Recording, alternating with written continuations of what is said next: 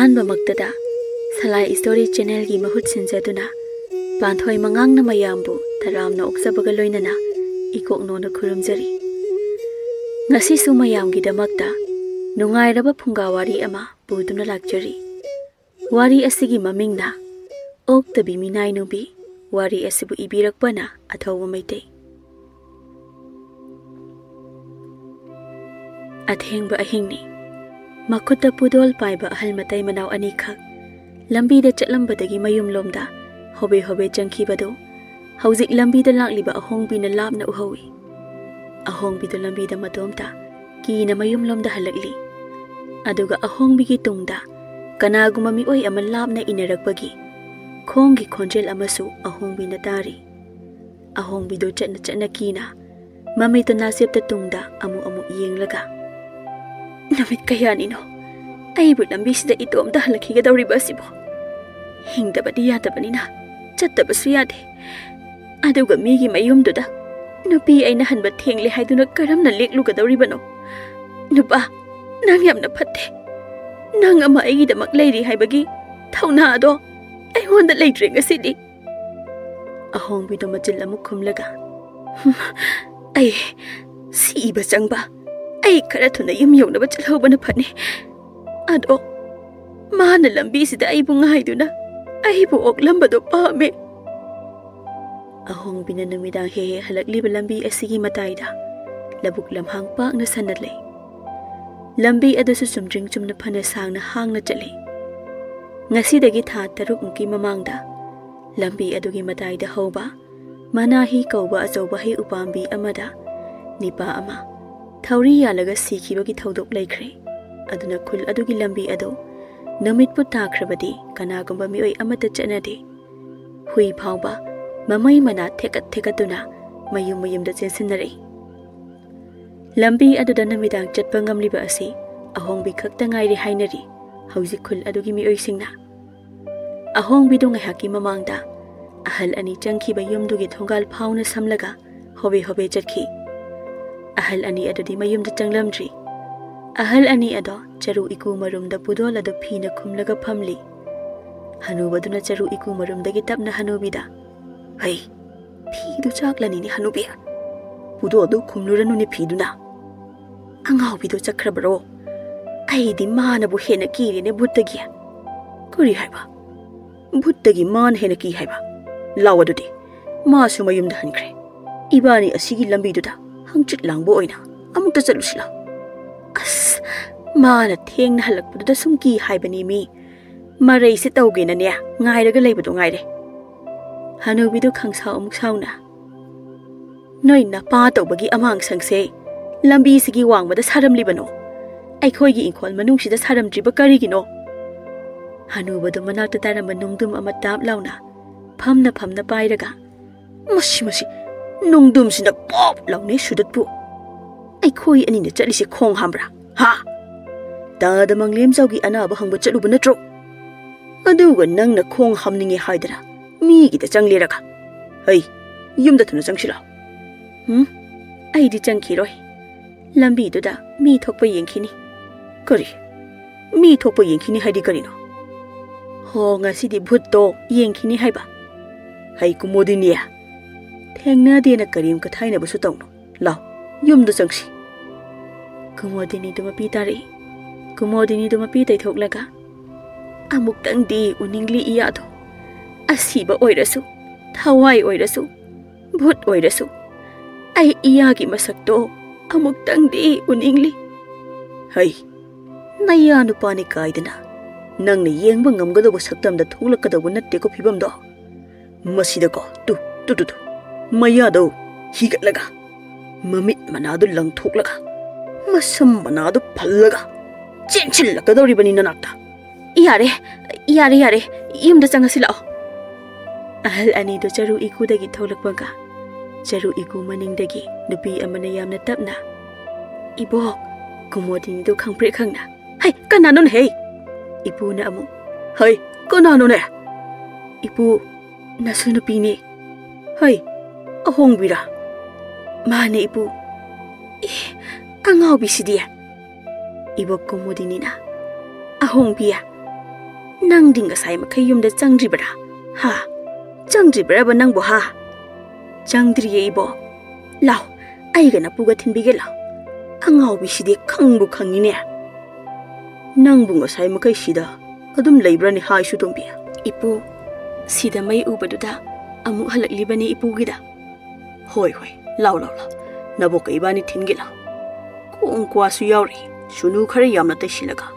Ko ka ngauri ngauri shairaga. Yum phawba chasila. Hoi ipu. Makhoi ahom da charu iku rom da gi podol da pairaga ahom bi hoi rom da chatki. Adubu duzungba amana. Ngasai ahong bi na ki na lakpa lamhangi lambi aduda. Mangak da thauri atat pa yawba. Mamit ani do ngawrok ngawna. Mangak tekli tawba ni pa ama. Masado machi lengda na mafam adumagdada. Nomli nomli, hairi hairi. Makhong do laibak tadana lepoi kariwai tawraga lairi. Aduga mamit ani do na ahong bi na chatliba maikaida yenglaga lehauri. Tanja aduda arapada nipa amaso. Kullom da gilambirom da lakwa mali. Nipa do madomta. Kari no makhoi gi khulsina. Numidang ni dana buo, ipal ni haidana buo. Mi amatta kher sabaga lakte hewani. Haujikti kher singsi. Manghan badi yadabani na. Aina loi na purakle do ha. Nipa do madomta nok nok tana chumjring chumbalambi aduda amuk yenglaga. Mi natrone. Oda lambi mayai da lepaga laibu sibo.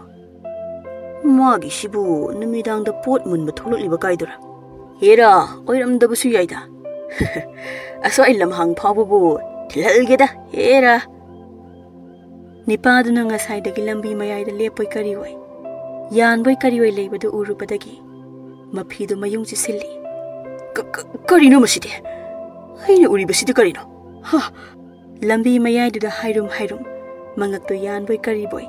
Mangak tekli. Mangak to da thauri matat ama huklaga. Yeng badana tay chadana. Maray na thabak yaw na lektharaga. Mamit ani do nang gawdongak da uba sakdam do da. Ipal yawruba nipa do tam na yung na paisilay. Ipal yawruba nipa do khanglaw lawraga labuk lamyay romda. Wa law na kapaga. Kher do lang thoklam laga chenki. Ngawdongak da uba nipa do na chenki ba nipa do da yeng laga tapna. Sana. Ay na ngairi siya. Nang ne. Nong manong til amani. Kulngi mi oy kare lambi adogi matayda laurang suri. Nipa ama na makut na namit ado khalaga. Ish, nungsha sidi. Inawbi. Nungsha sidi ay ko ngawro kadorebo. Usigi makhongda ngahak taphamlusi. Idaw, labuki ising sida ngahak phamlabadi asaba se khara phado mali. Upambi isigi makhong sida di phamgum sida. Kaidawre habani da asida phambabo. Mange pambi sunate. Manahi pambi ni. Lai thong ni sunate. Idaw, upambi asida nipa ama thauri yan khrabani. Adudi karigi upambi se yandana thamliba. Yan bangam da tawri ni da. Usi yan gi hek tawbaga magi nupi na kolaga dum lekhidana.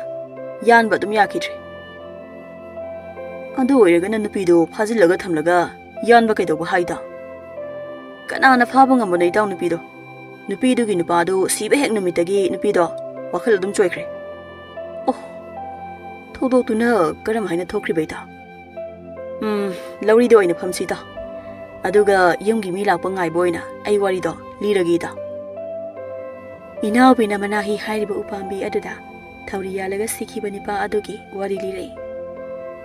Ngasi dagi tha taruk lomgi mamangda thokiba thodokni. Leikhidraba nipa adugi mami jingjawba kawi. Jingjawba yamna ingtapjaba ipang pangjaba nipa amakhakni. Nong machingjawba do senjaw paiba imong amagi mapalda ayuktagi phamli. Tanzado da nupi ahal ama thoglei. Ibungwa, nangbo chak to sida charodana. Ibi madi sida adum chabani. Jingjawba na phamna tapna. Ine yarani da. Ai maga horen hanbaga yumda adum charage. Aidi malo bulakpani. Adubu ibungwa. Kaidawre ine. Aina namik khodingi simaina sum phamlaga mangai base. Ini ada nungai taba powerbo. Adugi nate ibungo. Pare. Ado ay nangi sa khawme na ba. Chaba yaba karino kharadi puthoroke. Nang leramuko. Yarani ye ine. Ahal adu yum aduda Minainupi oina thabak tawraga leibani. Ahandu wakhal yamna nungaitana changki. Jingjawbadu chawraba yum adugi manung lomda famna haiphesu chepna paktharaga yengli. Mahakna yenglibadu magi nupi tholakpra haina yengjribani. Namidangni Jingjawbada lambida magi nupiga mayumda halakli Jingjawbagi nupina. Tadwan nang ay lawala anuba. Ayuki sak phawa chadana ay ngairaga leibada ay yamna nungaiteba. Sana nang karige adumaina khalino. Aidi nangi sak adum pure. Aduda nang namigida chajabagi wani. Ado aidi nanga chak saminadrabadi ay chak sungsa chade haiba nang khanglidune. Ay nangbu kayam nungsi haiba nangna khanglibadune. Taton hayengdagi ay taton ka chak saminaraga ay thabak ase chatlagi. Ado nang ay lawbadi laklano ay adum halaage ba. Sana nangbu na tom halakpa ngamgadrane. Lamse yamna lapi sana. Ayuk chatlaga numit yongbada migi yumda yawrini. Ado nangna thabak loiraga halakpadadi ahing nongyai tadoine. Hauzi ibani halakliba asisu nongyai jabukni. Adu boba aido ngan halakpa ngambra yengi bataton. Ay wakal amukta khalakige sana. Jingjawbana magi nupibu asengba ming kauzade. Sana haina kauzay. Nongale. Ngasidi Jingjawbaga sanagado. Hawba hawtaba hara harawja isingana chaminaduna. Jingjawbana magi sanabu magi thabak sufamda madomta thadokirami. Sanana chatlibadu migi phi subani. Jingjawbadi sanana chatkibadu wakal nungaitana yengduna lehawri. Namidang yorakle. Jingjawbadu mangkolda phamlaga magi sana adubu halakpa ngairi. Jingjawbana thongalda yenglaga phamlingai. Thongalda miyoi ama changlakpagumna tawi. Jingjawbadu phuklauna hawgalaga harauna. Sana miyoi adu Jingjawbagi thongal marumda mapal thoksilamlaga amuk thokre. Jingjawbadu tapna amuk phamlaga lambida ngairubana phadobu male. Ado mana mapal thoksilamnise aikhoigi laimangdane. Jingjawbadu khungi lambida matomta amambadu chali. Aduga nag eta lamhang oiba lambi adugi nakalda naidom hauba manahi upambidugi makhongda phamlaga Jingjawbadu uthak aduda khangyeng yengkhalaga tha natro urakta palisiba kaino thabu uda panbro haise. Jingjawbadu phuklauna hawgalaga nate asidi atiyada thopa thani urakta leirambai ngakpai waneina. Jingjawbadu upambi adugi makhong aduda ngana phamlaga magi thawai oibi magi sanabu uiri ngaijari. Jingjawbagi makhutta kang ama ani su sikli. Jingjawbadu uiri phamlingai sanana tapna kauri. Taton Jingjawbadu mamit khangpang pangi. Sana Jingjawbagi do mamang oiramle matam su phana thenglamle nongai chabuk helamle yen khongba makhol taramle. Jingjawbadu tapna hawgalaga Sana aina nangbu mafamsida ngairibase nang aibu uramdana yumda adum halabra natraga nang yumda halaktrabra. Ado aidi nang sida ngairiye aigi thawai. Jingjawbana magi sanabu nuksijaba asidi malemda changdamna phamleiroi khanjai mana. Sanana su Jingjawbabu yamna nuksijai. Masigini Jingjawbana magi sanabu mikup amata thadokpa ngamjadriba asi. Jingjawbadu mabukni nungsina umakhong aduda leplaga khangwang haifet yenglamlaga mayumlamda hankhibaga lawbuki khongda intinglamba nipa amana Jingjawbadu irap laptana uri. Nipa adu ngasai Jingjawbagi hawkhraba wari asibu liriba nipa aduni inawbini. Inawidu in adu tapna thadaraga karigino aikhoi Jingjawbana ukhong asida tumlamlibasina numidang thabak halaklaga yum yoba ngamdabagi potharamliba jara. Hoida nipa haibasidi kang marakta tumlikhai mi oiba hengali hairibani. Jingjawbadu mayum yawre adubu magi sanadi yumda leiramde. Jingjawbadu mapukni nungsina. Sana nangbu kaida leike ai itomta leibase ichik chi thawai nang yumda halaktriba thawai. Jingjawbadu mayumdagi thawlaklaga leikaigi maitei yumjau saba imung amada changle. Jingjawbadu mangkol masida tapna phamlaga Ibu Ibo imungdagi kumodini do tholei. Jingjao ba, nang di lakwa kayam kuire. Ha, lau lau, suri da phamhaide. Kakhala ula o, phakshi da phamlo la. Ibo, aikhoi sana do, ngarang khalakte. Kariya, sana halakte haiba.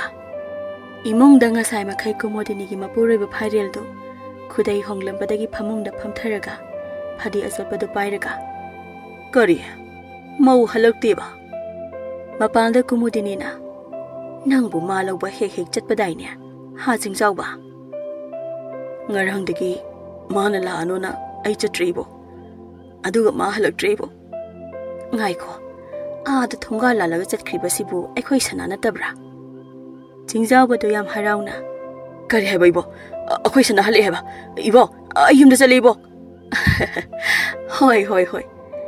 Kari no. Nupi mana numidang halaktriba di. Mabukso tha mari hairam lani. Aduga masla mawa leiraba mana. Karigi numigi mayumda numidang leklibati. Masibu maitei aikhoi satnabira. Kumodini gi tongdagi phairelna. Kaino mauma numigi mayumda hingleklibati. Kana leitre haidana usi thoidibra. Ha. Magi sibai khoi singjao bada usi triba haibudura. Maraibak thiraba. Mama mapa machil manau kana amatta leitraba. Magi shoi khoi lady haiba ma kaur bazala. Sumaina kana taunagi maumana. Hekta ngang lukhino ahiya pa sarukino. Migi so hingna ba thabak suba chasari banina. Migi imung da khut thingzin ba hekta taga dauri bani moi mapa. Hai. Adum da so hekta khandok pu yaba nate ko. Tarai thadok pu yaba nate. Mama mapa machil manau pulamna. Numidangi akan ba nonglai nuksit aduna. Moi gi maning da hoba achauba haibong pambi do tieklaga. Yum thakta nanchin badagi. Mama mapa machil manau pulap na sikhi badugi marakta. Mama ga mapa ga na aikhoi jingjao ba se kolaga thambiram bani. Numit tu dagi angang ase. Hana gumna oi khidrabani. Magi wakhal se. Aki akhang na magi maong matau oiraga leirabani. Moi mapa wari do hautok lagum sida. Ai isa se yamna sonthai. Inawi do in hangel da makok da thongalaga janglei inawi na. Ima nga budi yamna pharakwa aduda tungol sina chawba hemanbagi yamna udre. Mapa phairena. Yare da ibo nangi khadak to hujigi matamda chanadrabani. Yumda leiba tandana nga sanga da numit chuppa ma leire hairaga. Nanga ma ibo kadai nga do yenge. Chak chakhum amata konabra yenge. Bhaje chak chakhum di hena konani da. Nongmani di chaba konakini. Ima se kadai. Is sidi phana yami sidi moi mapa. Ngamu ngakra as ibungwa. Khudeng do amukta lauthorau. Ai hausimak ne. Hangam thauda prok launa tawthoke. Ngasigi numit asima haukre nonganbagi ayukni. Jingjao budu sanaga chagluk mapanda phamli sanana tapna. Tadon nangat mai tawradi ai di sel tanba kamaina chatpa ngamdawrige. Jingjao budu sanada kezari ba male marega do tali nang di ai hundoklame. Ai di ngarangsu nang bu ahing chupa ngai agi ukhongda aduga nang di hansu halakte. Yadabagi halaktabani thawai. Phisu mayam subaga wadana tumthoklure. Moisu haudorakte. Aduga aina makeup tholakpada nangai chabu henduna leirame. Ado nanga da kai sangsai. Ai di chara hele nanga chak chadabagi. Aduga mayam sukapi tomta nang ningsingbagi. Sana da jingjao bagi matawdu yamna nungsijarame. Sana na jingjao bu mathada angang amagumna konbiri aduga chaktu dotbiraga. Ahi ada ahawba karimata jadi thawai. Kabo kharaga awathabi kharaga charaga tumme. Sana da saktu dona migi mayumda chakhiba ngarangi insang singdo matomta amuksu ningsingli. Sana do ngarang mana phi suriba yum aduda senjao paiba imungduna sagaigi asoba chaklen ama silni. Aduga sanasu hauraba mathilu koi kya chakhi. Sana do jingjao buda chak inbiri. Thawai ai sungarang chara hele se chak se chathokna batau se yakaro se a Chingjawbado angang amagumna maya kari aduga sanana chaktu inbiri.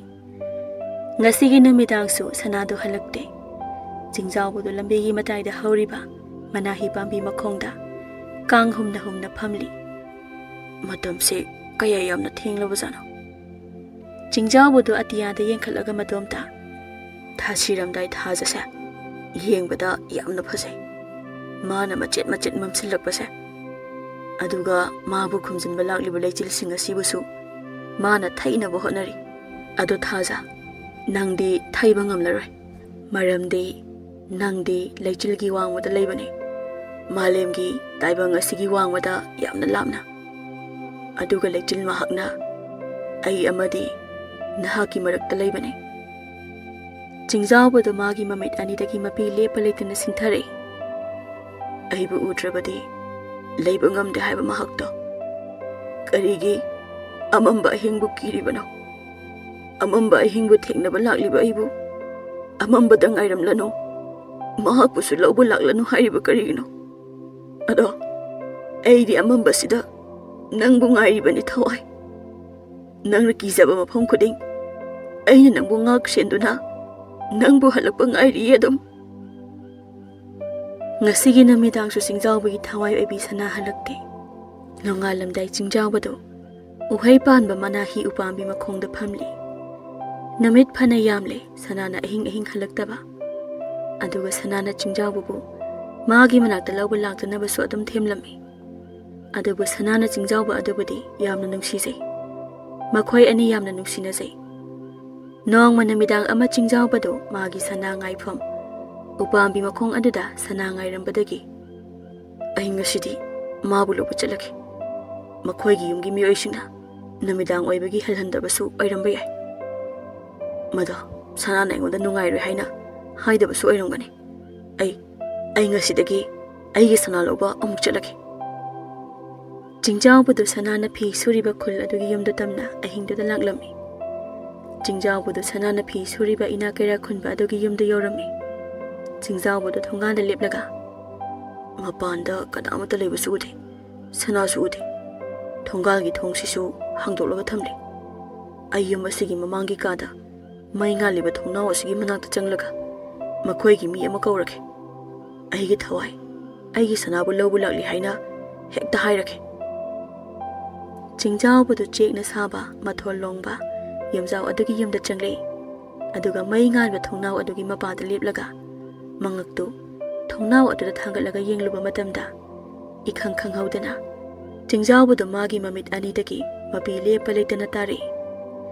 Chingjawbana ka manungda uribado magi sanado yum adugi senjaw paiba nipa aduga ka manungda phamlaga leiba ubagini.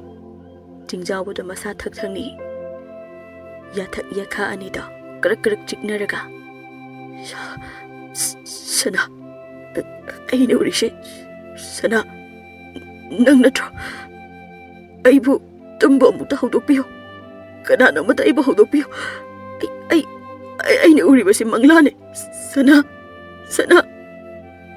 somda Chingjawbagi thawai oibi sana ado senjaw paiba nipa aduna phi subadagi aigi inakta leibasina wakhal pothaba phanglamgani daibema. Phi suraga nakhutna sase loina tatawsaru aina nangi yaifanaba khalibase sina phatro. Hojikti nangi nupadasu wahandre aina nangsi yumsigi mi amagum thambire aina tha phabaga aina nangi sana amadi senek khogjaw amani pigadoribase. Namitadi nahak nangi nipado ko sana senek khogjaw da natomda puba ngamloi. Tada yum palaba matong stadi sel yaudana hingba yade sel yaudana yum panba yade. Ado ai mahakpudi thadokpa ngamloi tada. Maram asina tadaga aiga leinariba mari ase tadana kanagumba miyoi amatada haidokpirakanuko. Madi aibu yamna nungsijabane aisu mabu yamna nungsiye tada. Mahak maraibak yamna thirabane mana aibu senabibadagi kana leitraba ise ngasi magi mapana tadagi manakta thabak suba phangjabani tada. Ado ai nungai ai phana wata padana maga punsi chupa leiminaba pami tada. Kap kanoi bema. Madu aina khangi bema. Nangi ai leri wagano. Nangi aina karisu walhaloi. Aduga aina ibani mari asisu kanada su khangangado leite. Jingjao badu thongnau adugi makhada sanaga nipaduga nangangnari badu taba ngamdabadagi manakong anida mensilaga hihi kapli. Ay taba yamna wari sana. Nangbu aigi thawai natro. Nangdi ay khaki oiraba natro. Nangbu aigi inakta leibasi nungaiba phangtrabro. Nang aigi khakta oyo. Aigi khakta oyo.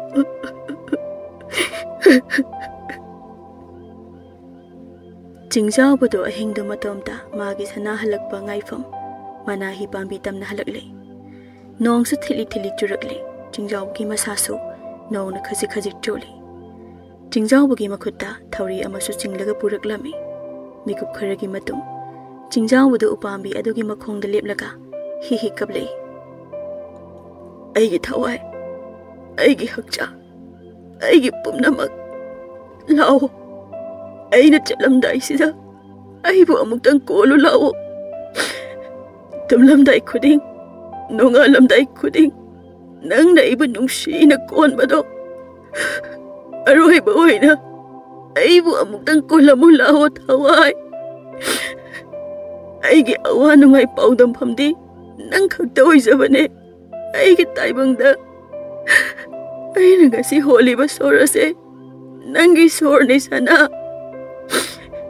Aina ngasi thangba ngamliba khongthangse nangi singlina ne. Adubo ai ngasi di isase haifam khangdana waba haibada oire. Jingjao badu thamoi sokpa khonjelda tengthaduna makhutta pairiba thauri ada makhut thak thak nikna mangakta hukpa yanaba tapna semli. Aduga sinthabagi loiba naitraba mitki pinasu mamit anida thamli. Jingjao badu upambi mathaktuda tapna kakhatkhi. Aduga usa amada thauri adu tapna kiraga.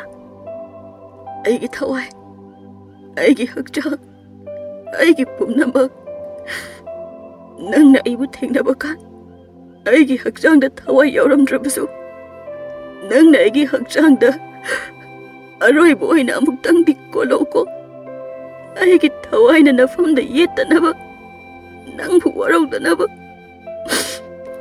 aibu kona kona themlauko aigi thawai nangbu hausik phaba sauribro haina nang leibu hek themba aigi nungsiba aigi thawai aigi pumnaba ibani kainaba yadiko ibani amatani haiba waido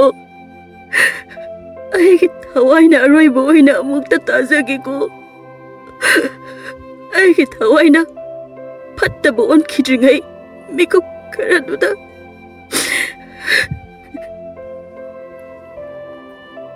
wai khanado hairamlaga Jingjao bado usadu dagi kapna kapna chongthaki. Jingjao bagi haksang na usadu da hek yanbaga upambi ada throk throk nomi. Jingjao bagi makhong makutu phiring phiring kawi. Jingjao bagi masa pumba khap khap chingna masada chaptingna khawang haina kanna nomli mangakto itek tekna. Jingjao bagi mamit tongau tongak ta pangthoklaga marai du thabak yauna lekthari makhong makhudu chap chap tingna. Ngasai makhai lauri da phamlaga phairel ki macha nipa inau pina liri ba Jingjao bagi wari du taraga nipa amadu upambi adu da kina yengi inau pina idaubi mamsilakle yumda hanaba tawrasi thengjilaklabadi ekhoi Jingjao bado irang tawba horaklani magi nupi lakpagi magi nupi sana dasu phi suba chatlibani haidana amuk tholani aduga lambi sida ekhoi tatolana koi kau kauraga leirani. Oh ahongbi du oire sana harise maming asengba ahongbi kaubani la thengtharagum si sasi. Laurok thani numidang si oire Jingjao bagi sifam lambi du dani ahongbi du lambi du da hangal handa chatlambadagi kanano aigi tungda lepido taton he kanano umathakta phamido kanade ayumda halakwana phani mi thabak halakbasida ki hele taton Nang si amna phattaba nipani. Aina halakpa khuding sungai ngairamde. Ahong bido matom ta lambi mayai da pangang da nganglam laga. Mayum da han kibang hak leibaga. Lobuk tagi phau hongalupa sangari ama lambi da kakhalei. Sangari thobani pando san ani da hoina hoina. Di. Hai. Ash, lambi se satpa unthok na tandori da ide. Mara leiba mi da tamnagi di haidadna. Ai khoi da ki akang nang halaga kai kana da bada. Bud oira sune thomdat na rakani ngasidi. Kari no san ani sidi chalam tredana. Hai angobi kari amuk tawre. Amubi kari no namit na singduna uyung do na yung duna leibaduna. Hai ne hai no ani ba. Kari no hai na lab na lambi mai da uri basa. Masi boy koi tubon biduna tra. Ai gi huido. Kari da no ma na mamit mana mamai si yung laga. Jongsin dana khongli basa. Hai mini ne sidi. Hai.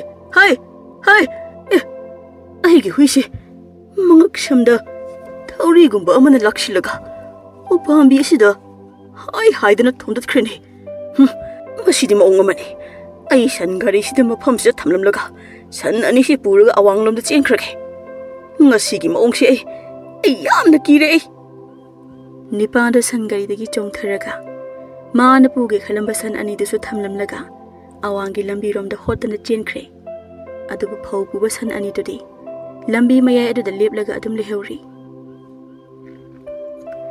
nongan baga khungi mi oi khara lawei balak bada singja wana sikhi ba u makhong adu da huida haying wawa illaga phibam chadana siraga leiram badu u bada khungi miyam da sawning bada natana haina da ba amasu phawrami aduga phau singba san ani du su phau bora nan laga siraga leiram badu u bada nipa amana sidi yari da maya lauye balari ngasidi usi yalasi oktabi phi shubi magi nupi duna usi yan be yade haidana bu thauri yan silamba usi bo sumaina dum thamki si haira maya khulgi mi asi ana yarok tingai laitin khurum tholaga u asi ngasi yalasi kari ahong bi haibra oktabi haibra mana bu hena khul legai si ki ba helalabne numidang lai sadana zatpagi usai yan thalaga mawa opi oktabi duna angawbi thamfamda thamkinaba kona maraina pharakanda atopa amada mawa amu naijekhisani adu pamdre hairagana chingjaw bagi matung injakhrasanu masigi bhut asisu angakpani matu sina atopa mawa amaga hinga toramlabadi masu magi mamangda nupi ama kok luhongba yabani nipa amana pamuine chingjaw bagi angang adusu unadaw kuidraba matamni aduga angang duna karam tawduna siriba ha mama ki mabuk manung da hatada aron ba mawa duna hatok piri orini ina kanade haukrabada amuk hanzila o yaradabadu naine dana leirish usai yana batawsi nipa ani da mayum lamda chatkre adubu u adu yani haibagi pawada ahong bina lekai mi singdagi amuk taraba male ahong bi da mayum dagi upambi rom da pai duna kapaga chile ai thawai yan be yaroi ai gi haksang yan be yaroi ai gi thawai sok be yaroi taton naga mukta kum tharo ai hamna kireba ai namit khudingi thabak chaliye nangai bo amukta ngai ramo tato ai taton sok be yaroi kanam da ai taton sok be yaroi ahong bi da upambi tamna sensile aduga ahong bi na upambi adabu callingai upambi adugi mathakdagi mamit mana lang trick lang na mamay ngorok ngubani pa ama usamarakta tunglaga ahong bi da munna yeng tharaga leiri somda nipa ani do khungi amai ba amaga wari sari amai ba do chaichat thabal che ama yenglaga mana sikhi ba matam do nongai matung pungja khuthek ahunga mikup khuthek nipuga marida mahak thauri chap chana yanmani maram asina pungpham mikup asimaktada nakhoi ani na u aduda thang thagadabani thang thaba ado thengthaba amadi ngankhatpa yadi kondom na buthoi haibagira khurana thabal cheda phapata yengbiri baduba yengdaba yadabagi yenglibani makha taba khul asida asigumba laibak thiba thaudo amuk khana thoktanabagini yenglibase karigumba thabak asina mai paklabadi hojik mahaki nupi adusu hanagumna wakhal darapa yai yarida khura maade dum ngawraga dum lejakhrsano anaba amuk pharaga mawa piwa am harakani kondom ga lakmina ba ipom sana dada aidi madugi nupido ngaw phalaga amukta osira khali mana mawada otkibagi chainado mangonda amuk phangansira khali tanja adu inabi adu changle inabina itaw hoibo aikhogi bhuthokpa udu yani haidana khulgi thengnaba mi khara da hairambro aikhogi angawbi dudi upambi makhongda law khongdana kapaga jagoi bu sabo udu da bu chupo konbo aikhoi ta to loi hora maline aina pawta bada amai ba aduna upambi do yan bana budi pharabani inawbi numidangi thabak thoram amata tawhanba yadre mana ai shu numidang thabak chatre thangnaba khunda low shuba mi singchu ahing lobuk da yarek nare lambi she aikhoi jingjaw bana phaika phai leiramnina kondomna adudi horel do itaw inawbi yawraga ibum jagai khoi hum thangdo sina dana khutharsi ududa atai kari ira thongni tawdobadi leiribagi khuramai ba kaishu tawningai leitre boibo ain hariba matamdo chap chana khulai du thaw ado upambi do kharadi tawrakani kiba yade kirabadi upambi do adum hawraga leiba taba inawbina khura aidi manaki lokhong duda ahing in adum chinglida aduga ikhoigi oktabi duna lambi da hangkat handa taton ai lae nang aina lagli se ta dabra udabra ai bu okpo laona murum solaga chatlibadu yenglaga ai di in chinglibani makhoi ahum dong asidi but thokpa manahi upambi soidana yalage haina upambi tamna lagle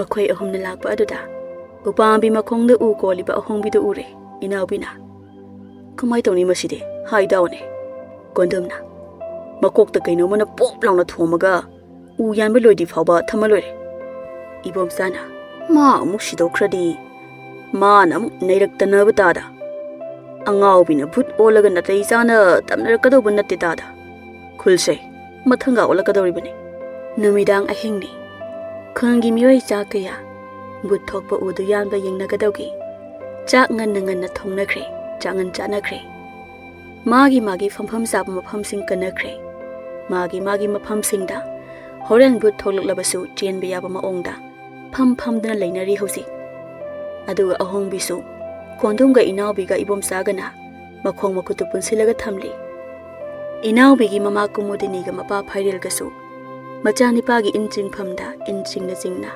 u yanba yenga do bagi ngairi mayang marakte gi nipa amana ho ko yalone phamba waine Meetei gi hongnabi ayuk hairaga numidang wairam kumhai sanabagi maong do tawranoba kondomna rasido ko masi kumhai nate mi yamba ngairaga yanga dobo unte mase thang thabagi pungja matam ngai bane gi se kondom gi wa ado taraga mayam do amaga yengnaraga pangnok ta noknari ibom sana dada matam si yorokle ai masing ahum laka thirake ahum hek subaga thang hek da tharo job long hek ti yan senbiro hoi ina oi bungo masing do thi ba horo ai sem sari somda hoi dada ama ani ahum yare dada thang do hek da thabiro kondom na thin tha ba tawdana magi singjang adu satlauna haigalaga hey ya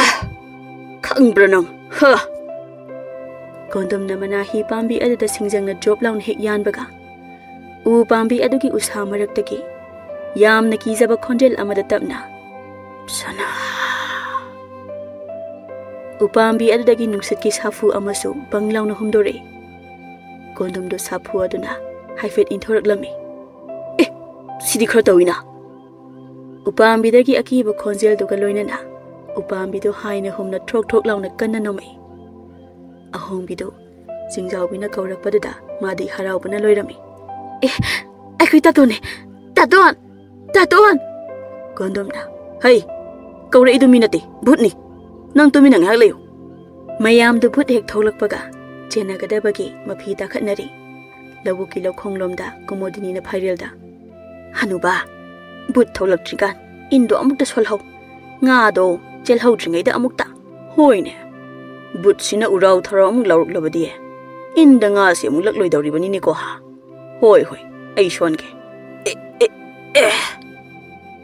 सोमदा इनाउबिना इदाउबे सिंजंदा अइगोंदा पिरो ऐ अमुक थागे होय होय दा वारकांदा अमुक सिनासी इनाउबिना उपांबी अदुदा सिंजंगना job लाउना हेक यानबगा उसा मरक्तगी Nipah अमगी अकीबा खोंजेलदा कपोय सावबोय सना सना अइबोंगा कंबियो